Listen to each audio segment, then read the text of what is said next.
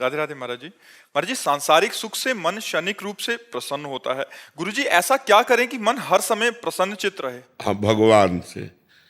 ब्रह्मभूता प्रसन्नात्मा न शोचति न कांक्षति समः सर्वेषु भूतेषु मद भक्तिम लभते पराम। जो ब्रह्म में स्थित हो जाता है वो अखंड प्रसन्नता को प्राप्त होता है। ब्रह्म भगवान राम, भगवान कृष्ण, जो भी भगवान के रूप हैं जितने, वो सब ब्रह्म रूप हैं। जब हमारा मन भगवान में लग जाता है तो देखो, भगवान की रची हुई माया जनित वस्तुओं की प्राप्ति में जो क्षणिक प्रसन्नता नहीं होती उसे हर्ष कहते हैं। प्रसन्नता नहीं होती उसे हर्ष कहते हैं। जैसे हमारा कोई रिश्तेदार मिला या हमारी कोई प्रिय वस्तु मिल गई, नई गाड़ी आ गई या कुछ भी, तो उसमें एक हर्ष होता है। वो ये द्वंद्व है। गाड़ी मिली, एक्सीडेंट हो गया, अब शोक होगा। व्यक्ति मिला, वो बिछुड़ गया, शोक होगा। वस्तु मिली, वो नष्ट हो गई, शोक होगा। हर्ष का परिणाम शोक है और प्रसन्नता अखंड होती है। वो केवल भगवान से प्राप्त होती है, वो वस्तुओं से नहीं प्राप्त होती। वस्तुओं में प्रसन्नता नहीं है, वस्तुओं में आनंद नहीं, वस्तुओं में हर्ष है, उल्लास है, और ये नष्ट होने वाला होता है। बड़े आनंदित होकर के गाड़ी खरीदी और खूब घूमने जा रहे तो एक्सीडेंट हो गया, अब शोक में बदल गया। लेकिन भगवान से प्यार किया तो भगवान अविनाशी है, भगवान सच्चिदानंद है।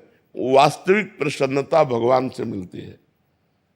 भगवान से यदि संबंध नहीं है तो कितने लोग हमारे पास आकर प्रश्न कर चुके कि हमारे पास संसार का सब कुछ है लेकिन मुझे शांति नहीं है, तो जो विश्राम मिलना चाहिए वो नहीं है। तो वो सांसारिक भोगों में तो है नहीं, वो तो भगवान में मिलेगा। जितना नाम जप करोगे उतना ही प्रसन्न रहोगे, चाहे जैसी परिस्थिति हो। यदि भगवान का भजन नहीं है तो जीवन में प्रसन्नता नहीं आ सकती है, पक्की बात समझ लो। आजकल बहुत लोग डिप्रेशन में जा रहे हैं, अधिकतर लोग डिप्रेशन में जा रहे हैं। क्यों? क्योंकि भगवान का भरोसा नहीं, भगवान का बल नहीं, भगवान का भजन नहीं, गंदा खान पान, गंदा चिंतन, और इतना नकारात्मक चिंतन हो गया कि वो भयभीत बने। डिप्रेशन वाला आदमी हर समय भयभीत रहता है, वो कल्पना कर कर के परेशान रहता है। इसलिए हमें लगता है कि हम ओवर थिंकिंग से बचने के लिए, डिप्रेशन से बचने के लिए, अशांति, भय, दुख से बचने के लिए भगवान का आश्रय लें और भगवान का नाम जप खूब करें, भगवान की कथाएं सुने और भगवान की सेवा करें। घर में ठाकुर जी जरूर विराजमान होना चाहिए। सबको अपने घर में ठाकुर जी विराजमान करने चाहिए, भगवान विराजमान करने, थोड़ी देर उनकी पूजा करनी चाहिए, थोड़ी देर उनको सामने कीर्तन करना चाहिए, उनकी दंडवत करनी चाहिए। एक बार भगवान कृष्ण को प्रणाम करने से 10 अश्वमेध यज्ञ का फल प्राप्त होता है। 10 अश्वमेध यज्ञ का फल प्राप्त होने वाले को पुनर्जन्म होगा, क्योंकि पुण्य नष्ट होंगे लेकिन कृष्ण प्रणामी न पुनर्भवाए। जो भगवान कृष्ण को प्रणाम करता है, महाभारत में लिखा हुआ है, एकोपि कृष्ण कृता प्रणामो दशाश्वमेधा व्रतेन तुल्या दशाश्वमेधि पुनरेपि जन्मो कृष्ण प्रणामी न पुनर्भवाए।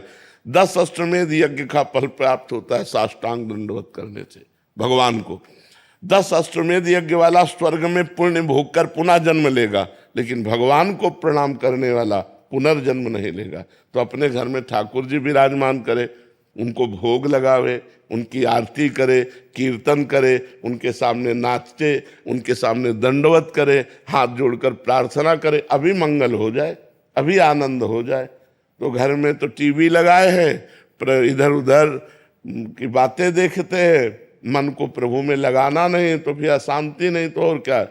अब जिसको देखो मोबाइल में लगा रहता है, जिसको देखो मोबाइल में लगा रहता है। 1 मिनट भी मोबाइल से अलग रहना पसंद नहीं है कि शांति से बैठकर भगवान का चिंतन कर रहे हैं, शास्त्रों का स्वाध्याय कर रहे हैं, ठाकुर जी की सेवा कर रहे हैं। मोबाइल में इतनी प्रीति हो गई कि अगर ठाकुर जी की सेवा होगी तो बगल में रखा रहेगा वो, और वो कुन्न कुन्न करता ही रहता है तो मन एकाग्र नहीं हो पाता, ना ठाकुर सेवा में ना भजन में। तो देखो किसका मैसेज आया, देखो किसका तो इसलिए नाम जप करो, भगवान की सेवा करो। जयदीप सिंह जी सूरत से। राधे राधे। राधे राधे महाराज जी। महाराज जी आपके चरणों में कोटि कोटि दंडवत प्रणाम। महाराज जी श्री जी की कृपा से गुरुदेव आपको सुनने के बाद जीवन में बहुत परिवर्तन आया। महाराज जी मेरा सवाल है कि शास्त्रों में लिखा है कि कलयुग में मानसिक पाप का फल नहीं मिलता या पाप नहीं माना जाता, तो ये दुष्ट मन मानसिक पाप करवाता है महाराज जी और बोलता है कि ये पाप कर्म तो है नहीं है। मैंने आपके सत्संग में लेकिन उससे मन गंदा तो होता है ना। जब हम गलत चिंतन करते हैं तो उसका दंड तो हमें नहीं मिलेगा, लेकिन हमारा मन गलत संस्कार से युक्त हो रहा है, गंदा हो रहा है, मलिन हो रहा है। फिर उसके द्वारा जो संकल्प बनेगा उस क्रिया को तुम रोक नहीं पाओगे। जब हम गलत चिंतन करते हैं तो हमारे अंदर उसके भोगने की इच्छा प्रकट होती है। ध्यायते विषयांस पुंसास संगास ते सुपजायते संगात संजायते कामा। फिर काम का प्रादुर्भाव होता है और फिर हम नष्ट हो जाते हैं। तो हमें पहले ही प्रक्रिया में जब हमारा गलत चिंतन मन कर रहा है उसी समय में राधा राधा राधा राधा और गलत चिंतन हमें रोकना है। हमें गलत चिंतन का दंड तो नहीं मिलेगा, लेकिन हमारा संस्कार गलत हो जाएगा, हमारा मन गंदा हो जाएगा।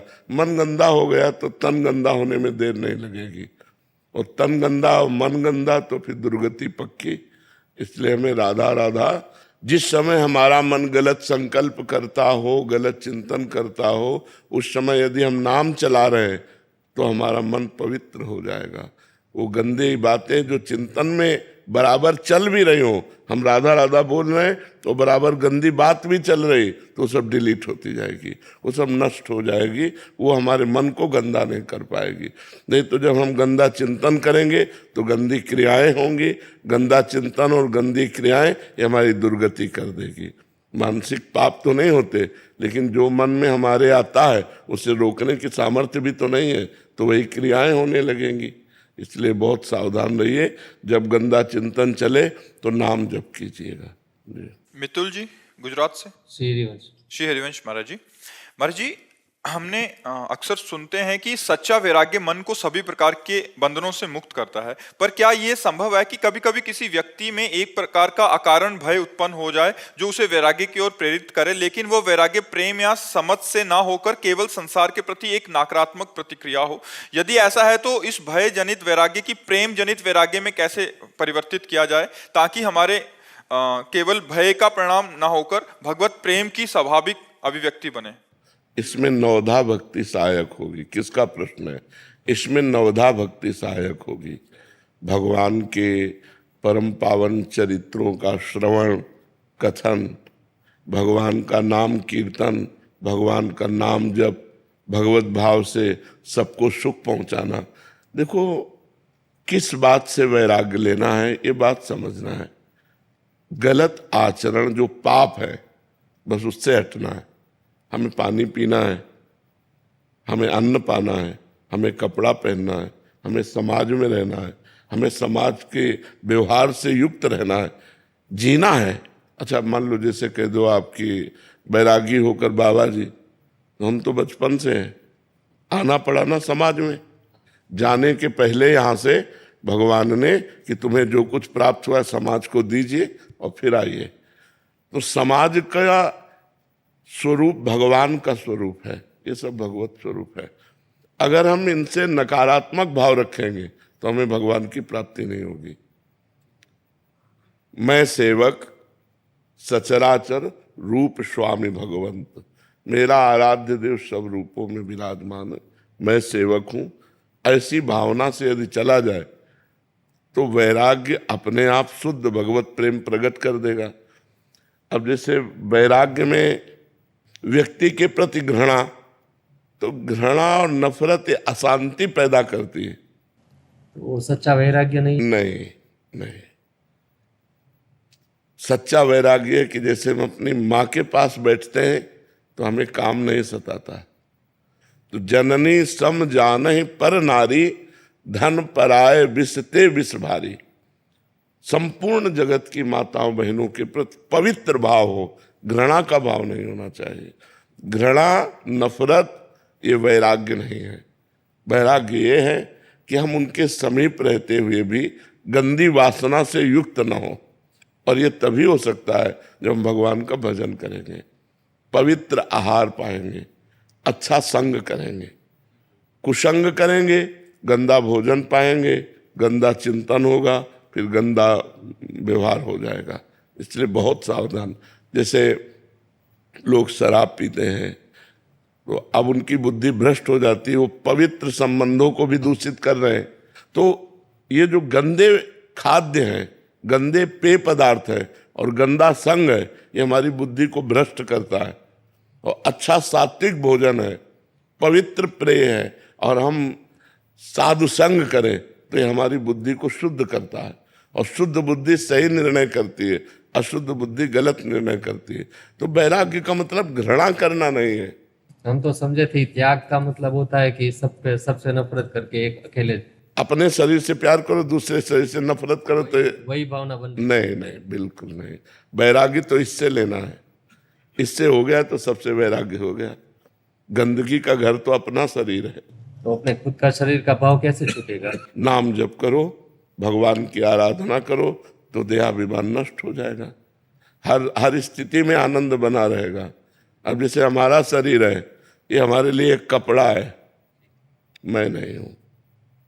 तो शरीर का राग तभी मिटेगा जब डट के भजन करोगे, पवित्र भोजन करोगे, पवित्र संग करोगे, तभी होगा। नहीं तो अपवित्र भाव में शरीर राग पुष्ट होता है। देखो कितना शरीर राग लोगों का पुष्ट है कि अपने शरीर के पोषण के लिए दूसरे शरीरों को खा रहे हैं। मुर्गा, बकरा, गाय, भैंस, कुछ नहीं बच रहा, सब खाए जा रहे हैं। किस लिए? शरीर के लिए ही तो, शरीर राग के लिए। यदि शरीर राग नष्ट हो जाए तो सच्चा वैराग्य है। दूसरों से वैराग्य करना तो सरल है, लेकिन अपने शरीर से वैराग्य करना सही वैराग्य है। फिर मन सहज अपनी प्रेम प्रीति में लग जाता है। हाँ, भगवान का भजन, खूब नाम जप करो, भगवत आराधना करो, बस पवित्र भोजन होना चाहिए। जैसा जाए अन्न वैसा बने मन, और जैसा पियो पानी वैसी बने वाणी। हाँ, देखो ना, शराब पीते तो वाणी बदल जाती है कि नहीं बदल जाती है? तो इसलिए खान पान सही रखो। एकता दीवान जी, राधे राधे महाराज जी। महाराज जी, मनुष्य को प्रशंसा या निंदा में कैसा स्वभाव रखना चाहिए? सम मान निरादर आदर ही। मान में और अपमान में और प्रशंसा में और निंदा में समान भाव जो रखता है वही महान उन्नति को प्राप्त होता है। प्रशंसा में जो फूल जाता है और निंदा में जो दुखी हो जाता है वो साधारण मनुष्य है। जो प्रसन्नता निंदा में भी और सम्मान प्रशंसा में भी, एक प्रसन्नता भगवान की दिखता है। भगवान की इच्छा है प्रशंसा हो रही, भगवान की इच्छा है निंदा हो रही। जब निंदा हो तब ये देख लेना चाहिए कि जो निंदा हो रही है वो दोष हम में तो नहीं है, तो हमें पहले चेक करना है अपने को। अब अगर उत्तर आया अंदर से नहीं, तो हमें प्रसन्न रहना चाहिए, वो उसका स्वभाव है। भगवत प्रेरित निंदा कर रहा है, अब हमारी कोई प्रशंसा कर रहा है, तो हमें देखना चाहिए कि हम में कोई सद्गुण नहीं था। अगर कोई सद्गुण है वो भगवान का दिया हुआ है, तो ये प्रशंसा भगवान की हो रही है, मेरी नहीं। प्रशंसा स्वीकार करने से अभिमान पुष्ट होता है, इसलिए प्रशंसा स्वीकार न करे। और निंदा होने से अभिमान नष्ट होता है, इसलिए निंदा को माने कि भगवान से प्रेरित होकर हमारे अभिमान का नाश करने के लिए भगवान निंदा करा रहे हैं। शांत भाव से संतों ने तो कहा, निंदक नियरे राखिए आंगन कुटी छवाए, बिना साबुन बिना पानी निर्मल करे शोभाए। अगर कोई निंदा हमारा कर रहा है तो हमारे पापों को नष्ट कर रहा है, हमारे दुखों को नष्ट कर रहा है। इसलिए पहली बात तो समान भाव रखे, और दूसरी बात है प्रशंसा भगवान की, और निंदा अपने अभिमान को नष्ट करने के लिए स्वीकार करे, तो बहुत अच्छा लाभ प्राप्त होता है और भगवान की कृपा से वो अच्छा आध्यात्मिक आदमी बन जाता है। अमित जी, गुरुग्राम से। महाराज जी, क्या मुक्ति हेतु ये अधिक उपयुक्त है कि इंसान अपने पुराने कर्मों का पूर्ण रूप से फल इसी जन्म में ज्यादा से ज्यादा भोग ले? देखो, ज्यादा से ज्यादा और कम से कम भोग ही नहीं सकता, क्योंकि शरीर बनने के समय एक निर्णय लिख गया, उतना ही भोगना है, चाहे सुख हो चाहे दुख हो। अब जो हमारा संचित गोदाम जमा है कर्मों का, जिसे संचित कर्म कहते हैं, वो तपस्या के द्वारा, ज्ञान के द्वारा भस्म किया जाता है। वो साधारण तपस्या से भस्म नहीं होता। जब निरंतर भगवान का भजन करे, ब्रह्मचर्य से रहे, पवित्र आचरण, तो वो गोदाम भस्म होगा। और जो नए कर्म हम कर रहे हैं वो भगवान को अर्पित करें, पवित्र कर्म, तो ये हमको बांधेंगे नहीं। और जो प्रारब्ध शरीर रचना हो गई उसे भोग लेते हैं, वो मुक्त हो गया। संचित को भस्म करके, क्रियमाण को निष्फल करके, प्रारब्ध को जो भोग लेता है वो मुक्त पुरुष हो जाता है। समझ रहे हो आप जी? दीप चंचल जी, राधे राधे महाराज जी। महाराज जी, एक भक्त कैसे समझे कि कहाँ भगवान की इच्छा और कहाँ उसका कर्तव्य, दोनों में संतुलन कैसे बनाए? तस्मात् शास्त्रम प्रमाणम ते कार्याकार्यो व्यवस्थितो। यदि शास्त्र सम्मत इच्छा है तो भगवत प्रेरित है, यदि शास्त्र विरुद्ध है तो काम प्रेरित है। अर्जुन जी ने भगवान से पूछा कि ना चाहते हुए भी ऐसा लगता है कोई हमारे ऊपर बैठकर हमसे पाप कर्म करा देता है। तो भगवान ने कहा, कामेश क्रोधेश रजोगुण समुद्भवा। ये रजोगुण से प्रकट हुआ काम और क्रोध, यही हिंसा और पाप करवाता है। तो काम प्रेरणा से धर्म विरुद्ध आचरण की प्रेरणा होगी, और राम प्रेरणा से धर्म युक्त आचरण की प्रेरणा होगी। ये पहचान है। अगर धर्म के विरुद्ध कोई बात है तो काम अंदर बैठा हुआ, काम रूपी शत्रु, वो हमसे पाप कराना चाहता है।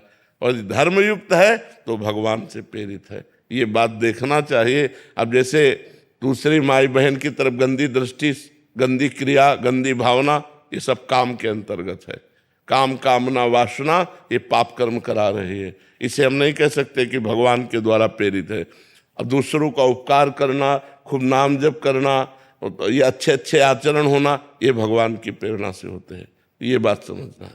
लक्षिता खंडेलवाल जी, राधे राधे महाराज। राधे राधे महाराज जी। महाराज जी, क्या एक भक्त का बहुत भक्ति में लीन होना उसकी पढ़ाई में रुकावट हो सकता है?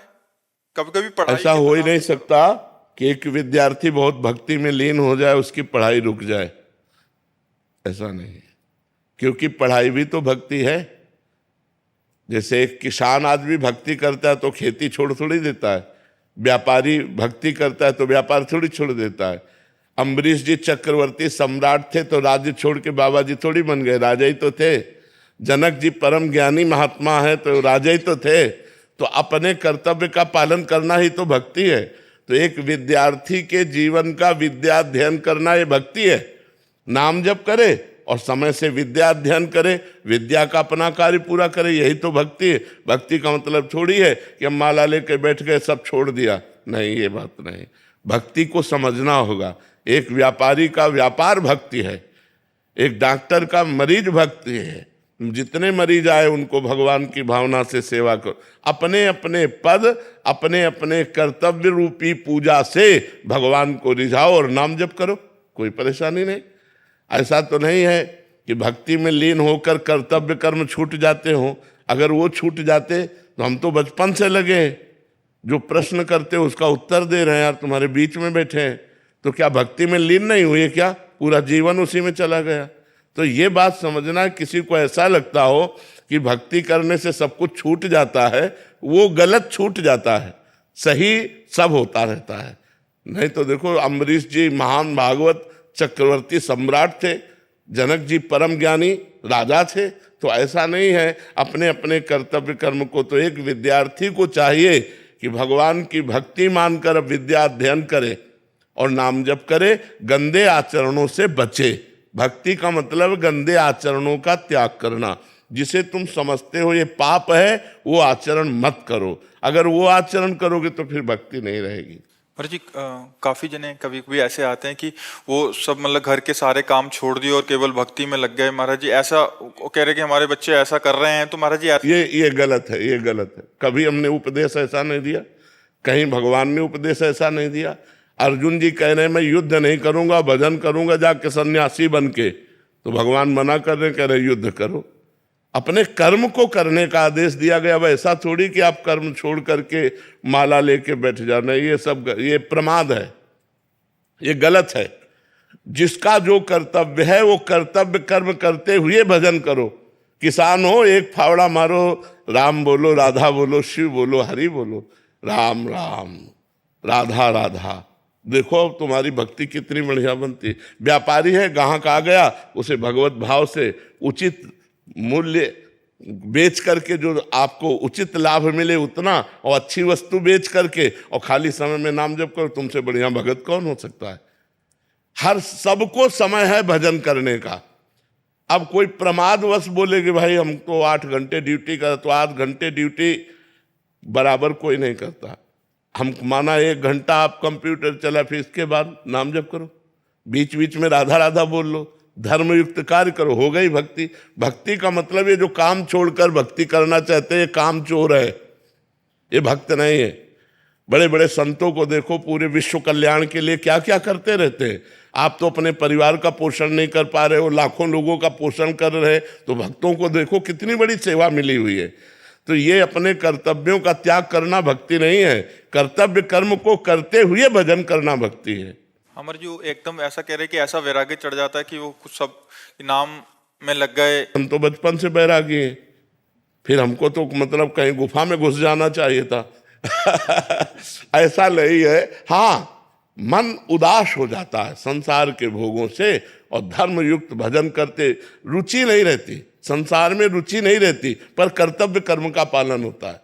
अब जैसे हमसे रुचि पूछी जाए कि आपकी रुचि क्या है, तो हम यही कहेंगे कि हमसे 24 घंटे में कोई ना मिले, ये मेरी रुचि है। लेकिन मुझे जो कर्तव्य कर्म मिला है, तो देखो बीमार है लेकिन हम समय दे रहे हैं कि हमारा ये समय एकांतिक का है, हम ये समय पूरा करके ही जाएंगे। एकांतिक पूरा होते ही डायलिसिस में जाएंगे, पर हम एकांतिक करके जाएंगे। तो हम अपने कर्तव्य कर्म को छोड़ दें, ऐसा नहीं, अपने कर्तव्य कर्म में डटे हुए हैं। हाँ, वैसी परिस्थिति आ जाए कि आवाज़ ही नहीं निकल रही, बैठे ही नहीं जा रहा, तो बात अलग है जी। पूजा वर्मा जी दुबई से। राधे राधे महाराज जी। महाराज जी आज के समय में नाम जप को और कैसे बढ़ा सकते हैं महाराज जी? क्या केवल नाम जप से श्री राधा रानी की प्राप्ति हो सकती है? पक्का केवल नाम जप से हो सकती है। नाम से बढ़कर कोई तपस्या नहीं, नाम से बढ़कर कोई ज्ञान नहीं। यज्ञानाम जप यज्ञोस्मि, भगवान कह रहे हैं यज्ञों में सर्वश्रेष्ठ यज्ञ कौन है? जप यज्ञ। राधा राधा राधा, कृष्ण कृष्ण कृष्ण, राम राम राम। भगवान कलयुग केवल नाम आधारा, सुमिर सुमिर नर उतरहि पारा। हरेर नामयु हरेर नामयु हरेर नामयु केवलम कलौ नास्तेव नास्तेव नास्तेव गति अन्यथा। कलयुग में भगवत प्राप्ति का और कोई उपाय सहज नहीं है जितना नाम है, नाम है, नाम है। खूब नाम जप करो, इसी से भगवत प्राप्ति होगी। पर नाम जप का सहज अभ्यास डालने के लिए जिह्वा से हमें नाम जप करना पड़ेगा, मन से नहीं। मन तो पवित्र होगा तब पकड़ेगा नाम का जप, लेकिन जिह्वा से हम ले सकते हैं। जैसे अब ओठ बंद है, देखिए अंदर अंदर हम जिह्वा चलाकर नाम जप कर रहे हैं। अब जैसे जिसका मन पवित्र है और मन से भजन हो रहा है, कोई बाहरी लक्षण नहीं, अंदर ही अंदर चल रहा है। पर वो आप लोगों 2-4 बार तो चलाओगे, फिर वो भाग जाएगा संसार में। तो अपने को चाहिए कि जिह्वा के अग्रभाग से हम नाम का उच्चारण करते हुए, उपांशु जप इसे कहते हैं, ऐसे जिह्वा से उच्चारण करते रहे तो मन अगर भाग भी गया तो नाम चल रहा है। धीरे धीरे धीरे फिर मानसिक नाम जप होने लगता है। जब मानसिक जप होता है तब विशेष आनंद की अनुभूति होती है। मनीष जी जोधपुर से। श्री हरिवंश महाराज। श्री हरिवंश महाराज जी।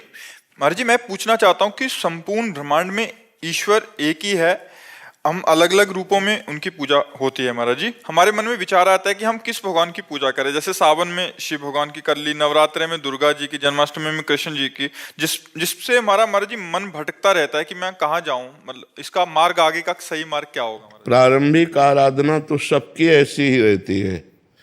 कभी हनुमान चालीसा पढ़ ली, कभी शिव चालीसा पढ़ ली, कभी रामायण पढ़ लिया, कभी भागवत पढ़ लिया, कभी रुद्राभिषेक शिव अभिषेक कर लिया, कभी देवी की पूजा। प्रारंभिक सबकी आराधना यही रहती है। आगे चलकर जो भक्ति रंग लाती है तो फिर प्रेम प्रकट होता है। और प्रेम गलियति सांकरी तामे दो न समाए। फिर प्रेम में एक से प्रेम होता है, प्रेम एक से होता है। फिर वो राम कृष्ण हरि जो नाम रूप पकड़ ले फिर उसी में प्रेम कर ले। एक से प्रेम होता है। आराधना अनेक से प्रारंभ होती है और स्थिति एक में आती है, फिर बात तभी बनती है। अब जैसे रामकृष्ण परमहंस जी केवल काली माँ में आसक्त थे, केवल माँ माँ माँ, तो वही परमात्मा माँ बना है, वही परमात्मा पिता बना है, वही राम है, वही कृष्ण है, वही हरि है, वही दुर्गा है, वही राधा है, वही सब कुछ बना हुआ है। तो प्रारंभिक आराधना जैसे आप कर रहे हैं ऐसी ही सब लोग करते हैं। आगे चलकर जब आराधना का रंग आता है तब फिर वो एक हो जाता है, फिर एक परमात्मा में प्रेम हो जाता है।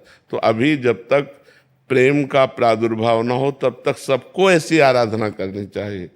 गणेश चतुर्थी को गणेश जी की पूजा, नौ दुर्गों में देवी जी की पूजा, तो जो जैसे अपने सनातन धर्म में आ रहा है होता हुआ सबको ही ऐसा करता है, करना चाहिए।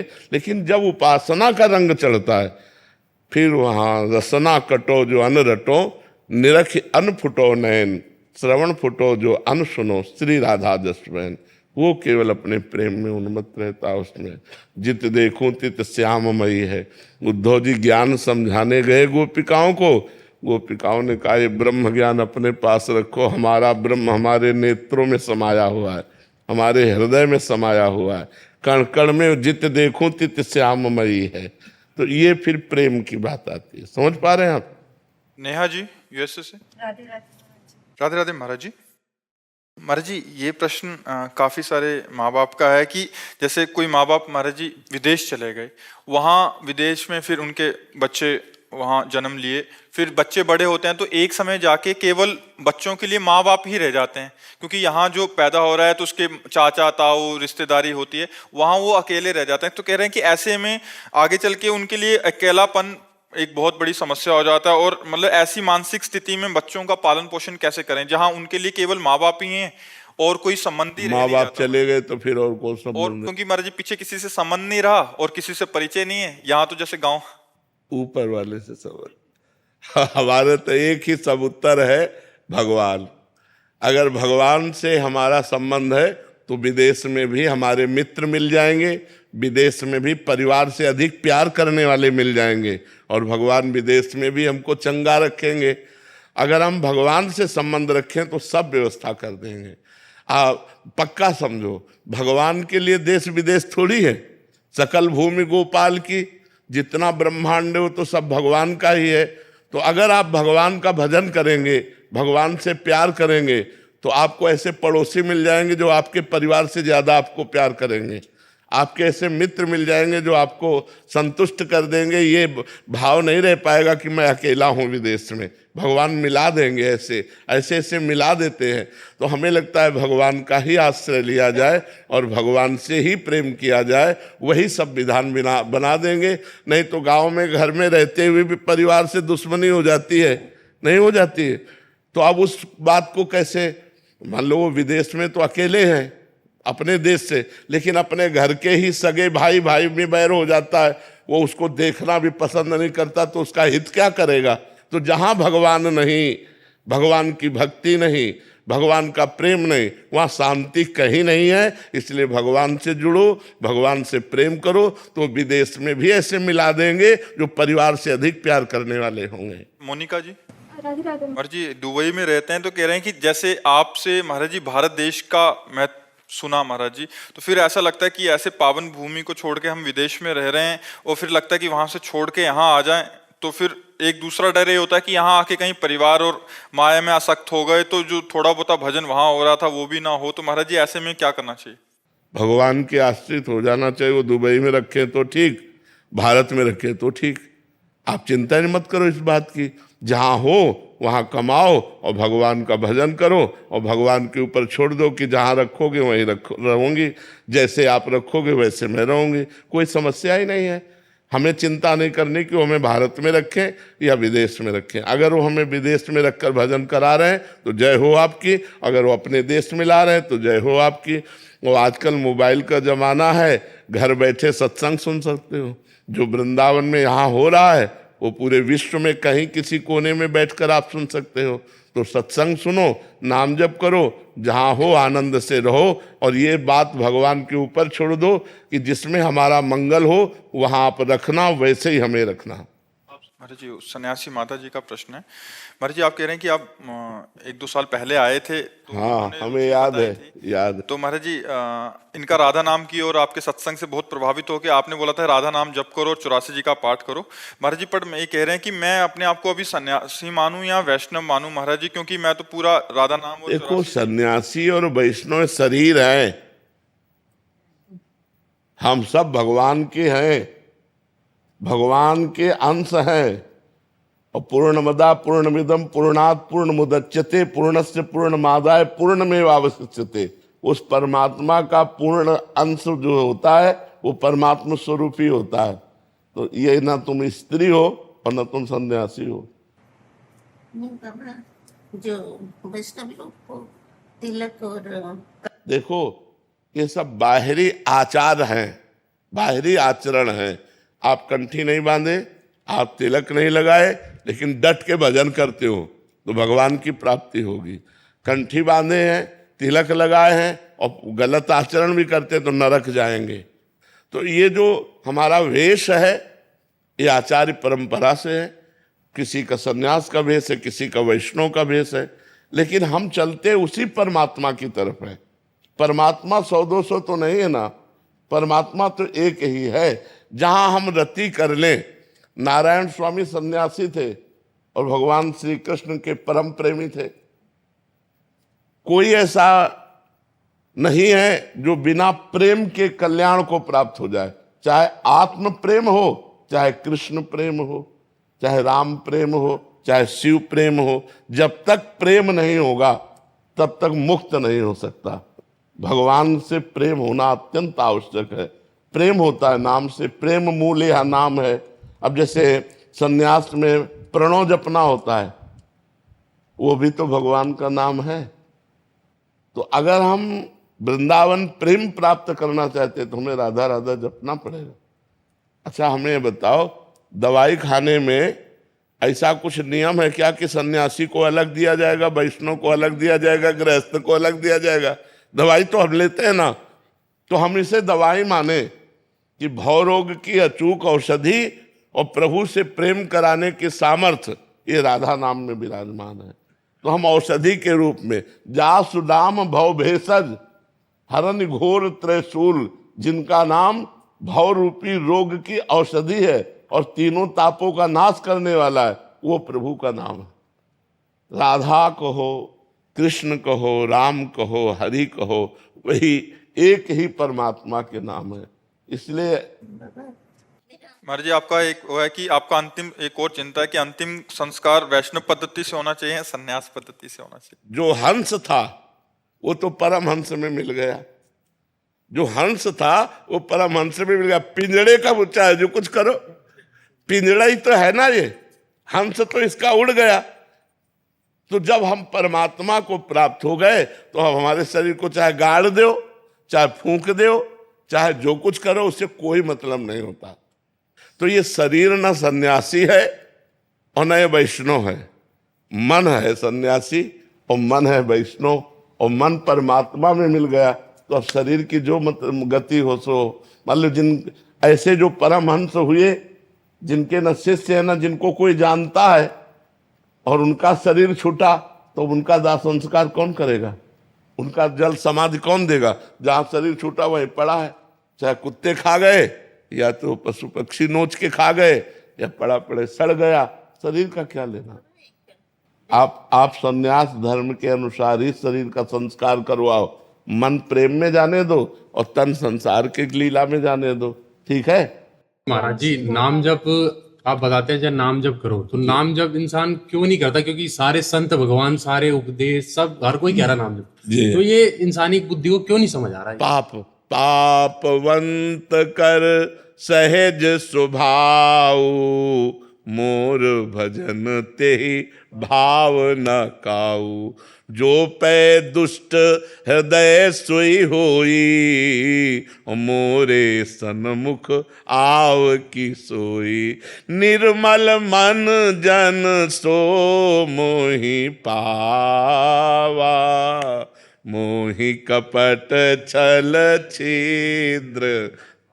अब यहाँ बिना कपट के चल ही रही है, कपट छल दोष नाना प्रकार के पापाचरण, तो भगवान में कैसे मन लगे।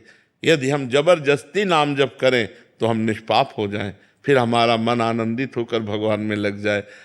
सबसे कठिन काम संसार में भगवान का भजन करना है, नाम जप करना है। यदि भगवान का नाम जप होने लगे तो आनंद आ जाए भाई, पाप नष्ट हो जाए, दुख नष्ट हो गए। पाप का फल ही तो दुख है, पाप नष्ट हुए कि दुख नष्ट हुए, जीव परमानंद में डूब गया। नाम में बाबा जी ताकत तो बहुत है, क्योंकि मैं पढ़ता था, मेरे साथ एक मित्र थे, वो पहले मित्र नहीं थे, वो मेरे को देख के उन्होंने कहा तुम प्रसन्न पड़े रहते हो। मैं कहा हाँ बस कृपा है। मैंने ये नहीं बताया क्योंकि वो पहले मुझे पता था कि सिगरेट दारू सब थे, तो उन्होंने मेरे से एक दिन खुल के बताया ऐसे ऐसे मेरे घर में थोड़ा ठीक नहीं रहा था, मेरा कभी कभार मन करता मैं प्राण त्याग दूं। मैं कहा फिर मैं कहा यार ऐसे क्यों कह रहे हो आप? मैंने आपको बताया, मैं कहा ऐसे ऐसे हमारे महाराज जी हैं, आप 20 दिन सुनो लगातार और खाली नाम जप करना है 24 मिनट, जैसे आपने बताया एकांतिक सुनता मैंने बताया। भगवान के नाम में इतनी सामर्थ्य है कि वो भगवान को भी अधीन कर लेता है। भगवान देखो, सुमिर पवन सुत पावन नामू, अपने बस करी राखे। भगवान जिसके अधीन हो गए, सोचो नाम में इतनी सामर्थ्य है कि नाम ही को अधीन कर लिया। पर हम इतना अपनी भावना से बताते हैं कि जैसे हमारे पाप 500 ग्राम है और नाम अभी 50 ग्राम हुआ है, तो प्रभाव नहीं समझ में आएगा। जब 550 नाम पहुंचे तब चमत्कार समझ में आएगा। तो लोगों के पाप तो हैं 1 किलो और नाम है 2 ग्राम और वो चाहते हैं कि मतलब तो अभी मेहनत करनी पड़ेगी। सातु दीर्घकाल निरंतर सत्कार सेवितो दृढ़ भूमि, पातंजल जी कह रहे सा तू दीर्घकाल, वह जो नाम है वो दीर्घकाल निरंतर आदर के साथ जपा जाए तो दृढ़ भूमि, फिर पक्का हो जाएगा। खूब नाम जप करने का अभ्यास करे। इसीलिए यज्ञ वर्तते नाम तुभ्यम, मन साग्रे नहीं कहा, जिह्वाग्य, क्योंकि मन से जप करना बहुत कठिन है, तो जीभ से जप करो, राधा राधा राधा राधा राधा राधा राधा।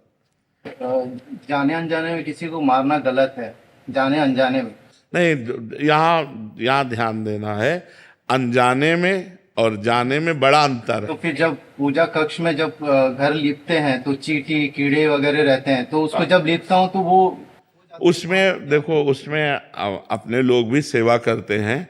हम पहले फूल झाड़ू से झाड़ते हैं, फिर पोछा लगाते समय बहुत ध्यान देते हैं कि कोई जीव हमारे पोछा में दब ना जाए। अगर कोई चींटी आ गई तो हम पोछा रोक कर पहले चींटी को हटाते हैं, फूंक दिए, दूर कर दिए, ऐसे। अब स्वाभाविक जो हो गई तो हम सेवा कर रहे हैं, मालूम फूल झाड़ू से ही करें, कोई चींटी मर गई, स्वाभाविक जो हो जाता है वो सेवा धर्म में, उसमें पाप नहीं लगता। स्वाभाविक सेवा धर्म में पाप नहीं लगता। जानबूझकर हम किसी को नहीं मारेंगे। चींटियां जो चलती हैं रोड पे एक लाइन पे चलती है और फिर गाड़ी जाना पड़ता है। हाँ, ये तो हाँ वो अब गाड़ी हाथ में थोड़ी उठा और पानी ठहरा हुआ रहता है जिसमें वो छोटे छोटे कीड़े रहते हैं, जानते हैं कि अब वहीं। हाँ नहीं, ये कुछ ऐसी बातें हैं जो स्वाभाविक होते हैं। ये सब चीज सुरक्षा के लिए, तो कुछ जीवाणु अपने आप मर जाते हैं। तो अब ये फिर देखो, सृष्टि का पालन और सृष्टि का रचना और सृष्टि का संहार तीनों समान लिखे हुए हैं। तो हम मारना नहीं चाहते, हम अपनी सुरक्षा करना चाहते हैं। अब वो सुरक्षा में पधार रहे हैं तो जाओ, तुम्हारी गति हो, तुम्हें भगवान कृपा करें। हम मारना नहीं चाहते। तो कुछ ऐसी क्रियाएं हैं जिनमें स्वाभाविक पाप बन जाते हैं। जैसे कि किसान आदमी है, अब फावड़ा मारा, केचुआ कट गए, खुरपी मारी केचुआ कट, तो वो ये सब लीला संहार की होनी ही है। अब कहाँ तक बचा के चले? सही पूछो तो ये जो श्वास प्रश्वास हो रही ना, इसमें भी जीवाणु है। ये जो श्वास प्रश्वास, इसमें कोई कण ऐसा नहीं जो जीव ना हो। जैसे मूली है, इसमें भी जीव है। नहीं, आप उखाड़ के रख दो, देखो मुरझा जाती कि नहीं मुरझा जाती, तो उसमें भी जीव है। गेहूं है, उसमें भी जीव है। गन्ना है, उसमें भी जीव है। तो जीव बिना जीवे नहीं। तो जिसको शास्त्र ने कह दिया कि ये तुम आहार करो, वो हमारे लिए ठीक हो गया, और जिसको निषेध कह दिया वो नहीं। जैसे हमारे लिए अन्न फल फूल ये सब जीव ही हैं, सब जीव हैं। जीव बिना जीवे नहीं। हमारे लिए शास्त्र ने जो निर्धारित कर दिया कि ये आपका आहार है, वो जैसे सिंह है, वो गाय को जबरदस्ती बलात् मार करके खाता है, उसके लिए कोई अपराध नहीं, क्योंकि उसका आहार निश्चित है। वो बलपूर्वक हिंसक स्वभाव वाला, वो जिस पशु को चाहे मार कर खा ले, उसके ऊपर कोई पाप नहीं लगेगा, लेकिन अपने लिए बहुत बड़ा अपराध लग जाएगा। तो अपने लिए जैसे मूली उठाए, उखाड़ी और खाया, कोई अपराध नहीं। ऐसे हिंसक जीवों के लिए अपने अनुसार वो जैसे मृग आदि को मार के खाते हैं, पशुओं को मार के खाते हैं, उनके लिए कोई अपराध नहीं। जीव बिना जीवे नहीं। बिना जीव के जीव आहार किए जी नहीं सकता है। ये जो अन्नादि है ना, ये सब जीव हैं।